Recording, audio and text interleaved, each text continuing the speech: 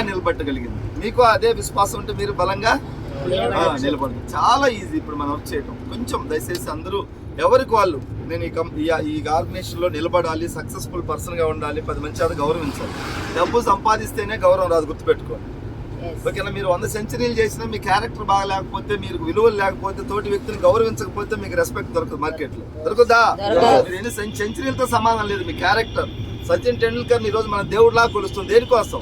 ఆయన చాలా సందర్భాల్లో అవుట్ కాకపోయినా ఎంపైర్ పొరపాటున అవుట్ అని ప్రకటిస్తే బ్యాట్ తీసుకుని వెళ్ళిపోయింది, కానీ ఆర్గ్యుమెంట్ చేయలేదు. ఓకేనా? ఆయన క్యారెక్టర్. సో అందుకే ఈ రోజు మన అందరికీ దేవుడిలాగా అయిపోయింది. ఓకేనా? ఎస్టీజీలో కూడా మనం అంత పెద్ద స్థాయికి పోకపోయినా మీ టీంలో ఒక 100 మంది ఉన్నారు, 100 మందికి మీరు ఒక గుర్తింపు. ఎస్, మా లీడర్ దగ్గర ఇవి ఉన్నాయి, ఈ క్వాలిటీస్ ఉన్నాయి, ఇవి నేను కాపీ చేయాలి అనే స్థాయికి మీరు అందరూ కూడా ఎదగాలని చెప్పేసి, ఆర్థికంగా లేకుండా మనం ఎన్ని మాటలు చెప్పుకున్నా, ఎన్ని ఉద్యమాలు చేసినా, ఎంత ఎడ్యుకేషన్ ఉన్నా, ఎన్ని జాబ్లు ఉన్నా, డబ్బు లేకపోతే జీరో. ఎందుకంటే నేను చాలా జిల్లాలో తిరుగుతున్నా, ఎంత పెద్ద పెద్ద లీడర్స్ కనపడతా ఉన్నారు. సార్ నేను ఒకప్పుడు అట్లా చేసిన రాష్ట్రపతి అవార్డు తీసుకున్నా, కేంద్ర మంత్రి అవార్డు తీసుకున్నా, కలెక్టర్ అవార్డు తీసుకున్నా అంటారు. బట్ డబ్బు లేదు ఇప్పుడు దగ్గర. ఎన్ని అవార్డులు తీసుకున్నా డబ్బు లేదు సార్. డబ్బు లేకుండా వాళ్ళు ఫైనల్గా అంటున్నారు నాకు ఇవన్నీ ఉన్నాయి చూసుకోవడానికి డబ్బు లేదంటారు. కాబట్టి డబ్బు పుష్కలంగా వెస్టీజ్లో ఉంది. అది విలువలతో ఉన్నప్పుడు మాత్రమే డబ్బులు సాధించే అవకాశం ఉంది. సో ఆ విధంగా మన అందరం కూడా దీన్ని వారసత్వంగా కంటిన్యూ చేయండి. ఓకేనా? నేనైతే గర్వపడతా ఉన్నా నా లక్షణాలు మా లీడర్స్ అందరికీ, వెంకటేష్ సార్కి, పాండ్ సార్కి, సైదుల్ సార్కి, సత్యం సార్కి, సీన్ సార్కి, సర్వశ్రీకి, బీబీ మేడంకి, జ్యోతికి, చాలా మంది లీడర్స్కి అవన్నీ కూడా కాపీ అయినాయి. కేదారి సార్కి ఇక్కడి నుంచి ఎక్కడికి కావాలి కాపీ?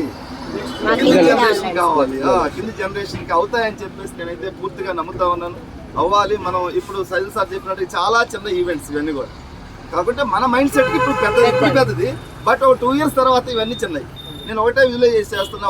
2025లో వెస్టీజీలో మనం ఎక్కడన్నా ఫారిన్ ట్రిప్ వెళ్ళి మీటింగ్ పెట్టుకోవాలని సడన్ నిర్ణయాలు తీసుకుంటే, ఒక ప్లానింగ్ లేకుండా ఒక 2 days ముందే నిర్ణయం తీసుకున్నామంటే మనందరం కూడా ఎవరి కార్లలో వాళ్ళు వచ్చేసి ఎయిర్పోర్ట్లో శంషాబాద్లో పార్కింగ్ చేసి వెంటనే సింగపూర్ వెళ్ళాలి, అక్కడ 2 days ఎంజాయ్ చేసి మళ్ళీ వచ్చి.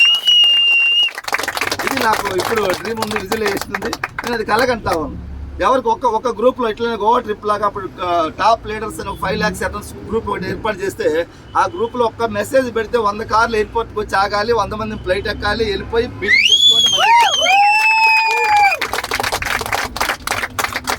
అంత మనకు ఫ్యూచర్లో అలా ఉండాలన్నమాట. సార్ సింగపూర్ 50,000 టికెట్ అవుతుంది నిన్ననే చెప్పిండ్రు కదా అని రాకూడదు. అక్కడ నిన్న కాదు, ఈ రోజు చెప్తే మధ్యాహ్నానికి కార్లు వేసుకొని ఎయిర్పోర్ట్లో పడేసి వెళ్ళిపోవాలి. సో